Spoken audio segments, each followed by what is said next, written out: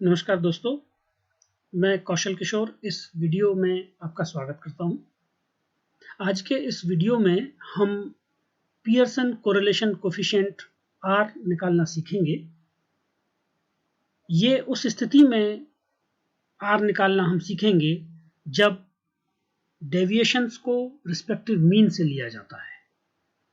इस Pearson correlation coefficient को हम एक उदाहरण के माध्यम से निकालना सीखेंगे। उदाहरण आपके सामने स्क्रीन पर है, जो कहता है the achievement scores in mathematics and science of 8 students in a class are given below. 8 students के मैथमेटिक्स में और साइंस में स्कोर्स दिए हुए हैं। मैथमेटिक्स में बच्चों के स्कोर हैं 15, 18, 22, 17, 19, 20, 16 एंड 21। उन्हीं बच्चों के साइंस में स्कोर हैं 40, 42, 50, 45, 43, 46, 41 एंड 41। जिस स्टूडेंट के मैथमेटिक्स में 15 है उसके साइंस में 40 है, जिसके मैथमेटिक्स में 18 है उसके साइंस में 42 है, और इसी तरीके से ये 8 बच्चों के स्कोर्स मैथमेटिक्स और साइंस में दिए हुए हैं। और ये कहता है find the correlation between the scores of mathematics and science, यानी कि मैथमेटिक्स और साइंस के स्कोर्स के बीच में हमको कोरिलेशन कोफिशिएंट निकालना है। हम इसमें पियर्सन कोरिलेशन कोफिशिएंट कैसे निकालेंगे ये समझते हैं। मैंने इन स्कोर्स को, जो मैथमेटिक्स के और साइंस के स्कोर्स मुझको दिए हुए थे, उनको मैंने एक टेबुलर फॉर्म में लिख दिया है। मैंने मैथमेटिक्स के स्कोर्स को x कहा है, कैपिटल X है ये, और साइंस के स्कोर्स को y कहा है, ये कैपिटल Y मैंने लिखा है। कैपिटल मैंने डेलिबरेटली लिखा है क्योंकि इसका आगे महत्वपूर्ण रोल होगा। कैपिटल और स्मॉल का डिफरेंस आगे हम देखेंगे। यहां मैंने इनको कैपिटल X और कैपिटल Y लिखा है। ये मैं जरूर कर सकता हूं कि मैथमेटिक्स को मैं चाहूं तो y लिख दूं और साइंस को चाहूं तो x लिख दूं, इससे कोई फर्क नहीं पड़ेगा। मैं किसी भी एक स्कोर सेट को x मान सकता हूं और किसी भी एक स्कोर सेट को y मान सकता हूं। सवाल में आगे बढ़ने से पहले हमको जरूरत है पियर्सन कोरिलेशन कोफिशिएंट R का फॉर्मूला क्या होता है। फॉर्मूला आपके सामने स्क्रीन पर है।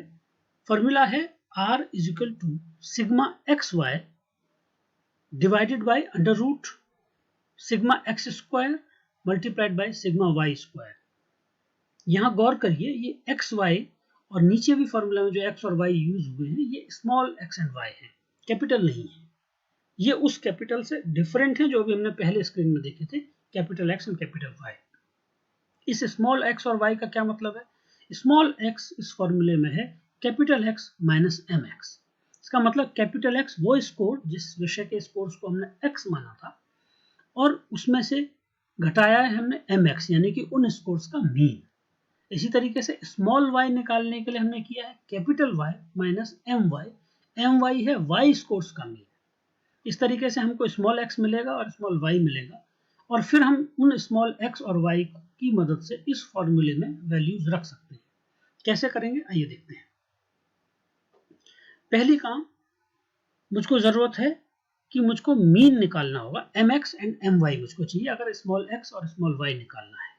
मीन का फॉर्मूला हम जानते हैं, mean is equal to sigma x upon n summation of the scores and divided by number of scores होता है। तो x स्कोर जो मैंने मैथमेटिक्स के स्कोर हैं उसमें अगर मैं मीन निकालना चाहता हूं स्कोर्स का, तो मैंने सारे स्कोर्स जो 15, 18, 22, 17, 19, 20, 16, 21 इन सब का समेशन किया, यानी कि इन सबको जोड़ा और ये मुझको मिला 148। सिग्मा x मुझको यहाँ मिला 148, और इसको मुझको डिवाइड करना है n से। n का मतलब ये स्कोर्स कितने हैं, 1, 2, 3, 4, 5, 6, 7, 8। ये टोटल 8 स्कोर्स हैं, इनका समेशन आया 148। तो मीन निकालने के लिए मेरे पास फार्मूला है सिग्मा x अपॉन n, यानी कि 148 डिवाइडेड बाय 8, जो मुझको मिला 18.5। इसका मतलब mx यानी कि x स्कोर्स का मीन मेरे पास है 18.5। बिल्कुल इसी तरीके से मैं इन y स्कोर सेट का भी मीन निकाल सकता हूं। मैं सिग्मा y करूंगा, यानी कि इन सारे स्कोर्स को जोड़ूंगा जो मुझको मिल रहा है 348, और इसको मैं डिवाइड करूंगा n से। n यहाँ भी 8 है, तो मैं 8 से डिवाइड कर रहा हूँ 348 को, और डिवाइड करके मुझको my मिल रहा है 43.5, सिग्मा y अपॉन n करके मुझको मिल गया 43.5। इस तरीके से अब मेरे पास x स्कोर सेट का मीन है 18.5 mx और y स्कोर सेट का मीन है 43.5 my। अब मैं इसकी मदद से small x and small y निकालूंगा। स्मॉल x और y निकालने के लिए जैसा हमने अभी देखा था, small x is equal to x capital X minus mx। इसी तरीके से small y is equal to capital Y minus my। एक एक करके हम देखते हैं कैसे हम इसको निकालेंगे। पहले कॉलम में यहाँ इस सेल में हूं मैं, तीसरे कॉलम में इस सेल में हूं मैं, जहां मेरा कर्सर है। यहाँ मुझको स्मॉल x की वैल्यू निकालनी है, तो मुझको इस करस्पॉन्डिंग रो में जो x की वैल्यू है वो माइनस mx करना होगा। इस करस्पॉन्डिंग रो में x की वैल्यू है 15, तो 15 माइनस mx कितना है, नीचे देखिए 18.5, तो 15 माइनस 18.5 मुझको यहां लिखना होगा स्मॉल x निकालने के लिए। इसी तरीके से इस सेल में स्मॉल x निकालने के लिए 18 माइनस 18.5, इससे नीचे 22 minus 18.5, 17 minus 18.5, 19 minus 18.5 and so on. इसी तरीके से स्मॉल y निकालने के लिए इस कॉलम में, इस सेल में जहां मेरा कर्सर है, मैंने स्मॉल y अगर निकालना है तो कैपिटल Y माइनस my। इस सेल के लिए कैपिटल Y है 40, ये देखिए, और my है 43.5। तो मैंने y निकाला और पाया कि y is equal to for this cell 40 minus 43.5। इससे नीचे वाले सेल के लिए small y is equal to 42 minus 43.5, से नीचे के लिए 50 माइनस 43.5, से नीचे 45 माइनस 43.5, और इस तरीके से मैं सारे कॉलम्स में स्मॉल y की वैल्यू निकाल सकता हूँ। ये आपके सामने स्क्रीन पर है, ये वैल्यू निकाली गई है। यहाँ small x 15 minus 18.5 minus 3.5, 18 minus 18.5 minus 0.5, 22 minus 18.5 ये 3.5, और इसी तरीके से मैंने ये सारी वैल्यूज निकाली है। स्मॉल y निकालने के लिए यहाँ मैंने 40 माइनस 43.5 माइनस 3.5 आया, 42 माइनस 43.5 माइनस 1.5, 50 माइनस 43.5 6.5, और ये मैंने नीचे तक इनकी वैल्यू निकाल दी है। ध्यान दीजिएगा, ये मैंने साइन के साथ लिखी है, बड़ी में से छोटी वैल्यू नहीं घटानी है। इस कॉलम में x में से mx घटाना है, इस कॉलम में से y my घटाना है, चाहे वो माइनस आए चाहे वो प्लस आए। अब इसके बाद मुझको फॉर्मूले के हिसाब से मुझको x स्क्वायर चाहिए, small x square, small y square चाहिए, और x और y का मल्टीप्लिकेशन चाहिए, x y चाहिए। तो उसके लिए मैंने 3 कॉलम और बढ़ाए हैं इस टेबल में।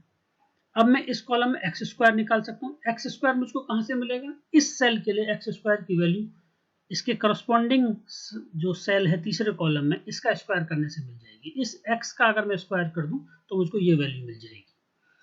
0.5 का अगर मैं स्क्वायर करूं तो मुझे यहाँ के लिए एक्स स्क्वायर की वैल्यू मिलेगी, और इस तरीके से हम x के हर वैल्यू का स्क्वायर करके यहाँ लिखते जाएंगे।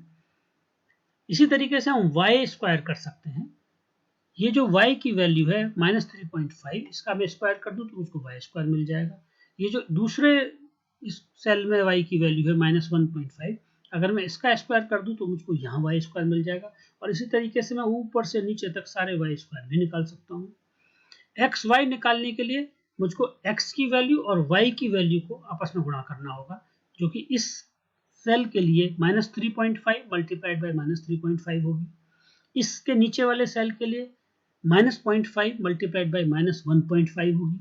इसके नीचे वाले सेल के लिए एक्स वाई की वैल्यू, x की वैल्यू है 3.5, y की वैल्यू है 6.5, तो एक्स वाई की वैल्यू होगी 3.5 मल्टीप्लाइड बाय 6.5। इसके नीचे के लिए x की वैल्यू है -1.5, y की वैल्यू है 1.5, तो एक्स वाई की वैल्यू -1.5 मल्टीप्लाइड बाय 1.5। अब वो माइनस आए चाहे प्लस आए, अगर हम माइनस माइनस की गुणा करेंगे तो प्लस आ जाएगा, माइनस होगी एक वैल्यू और एक प्लस होगी तो मल्टीप्लिकेशन दोनों का माइनस आएगा। ये बेसिक रूल है, आप सभी जानते हैं। इसमें मैंने इन सारी वैल्यूज को कैलकुलेट किया है। ये एक्स स्क्वायर है जो -3.5 का स्क्वायर है 12.25, ये -0.5 का स्क्वायर है तो 0.25, ये 3.5 का स्क्वायर है तो 12.25, और इस तरीके से मैंने ये सारी वैल्यूज एक्स स्क्वायर की निकाली है। इसी तरीके से मैंने वाई स्क्वायर, ये -3.5 का स्क्वायर है 12.25, ये -1.5 का स्क्वायर है 2.25, ये 6.5 का स्क्वायर है 42.25, और इसी तरीके से मैंने वाई स्क्वायर की सारी वैल्यूज निकाल दी है। और एक्स वाई में मैंने एक्स और वाई की वैल्यू को मल्टीप्लाई किया है। ये 12.25 आया है -3.5 मल्टीप्लाइड बाय -3.5 से, ये 0.75 आया है -0.5 जो कि x की वैल्यू है और -1.5 जो कि y की वैल्यू है, उन दोनों को मैंने गुणा किया और मुझको मिला 0.75, और इस तरीके से मैंने सारा x y की वैल्यू निकाल रखी है। फॉर्मूला रिकॉल करिए तो हमको सिग्मा एक्स स्क्वायर यानी कि समेशन ऑफ दिस कॉलम चाहिए, एक्स स्क्वायर का जो ये कॉलम है इसका समेशन मुझको चाहिए, समेशन ऑफ वाई स्क्वायर यानी कि इस कॉलम का समेशन मुझको टोटल मुझको चाहिए, और summation of x y, sigma x y फॉर्मूले में यूज हुआ है तो मुझको इस कॉलम का भी टोटल चाहिए, यानी कि मैं इस कॉलम का टोटल एक्स स्क्वायर का टोटल यहाँ लिख दूं, वाई स्क्वायर का टोटल निकाल दूं यहाँ लिख दूं, और एक्स वाई वाले कॉलम का टोटल निकाल के यहाँ लिख दूं, तो मुझको फॉर्मूले में रखने के लिए वैल्यूज मिल जाएगी।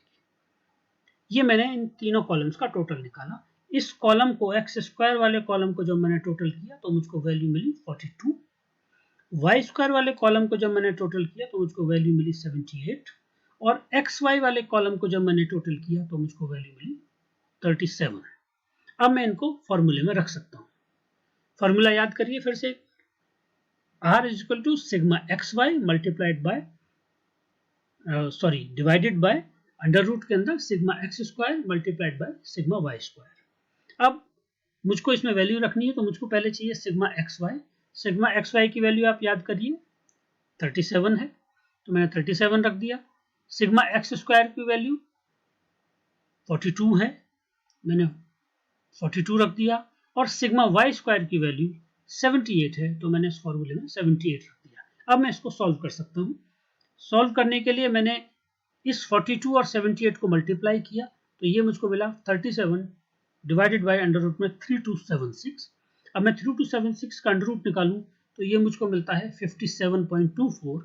तो और अब मैं अगर 37 को 57.24 से डिवाइड करूं तो ये मुझको मिलता है 0.65। यही मेरा आंसर है, ये मेरा पियर्सन कोरिलेशन कोफिशिएंट है R। और ये चूंकि प्लस साइन के साथ में है, कोई साइन नहीं है इसका मतलब प्लस है, इसका मतलब ये पॉजिटिव कोरिलेशन को इंडिकेट कर रहा है।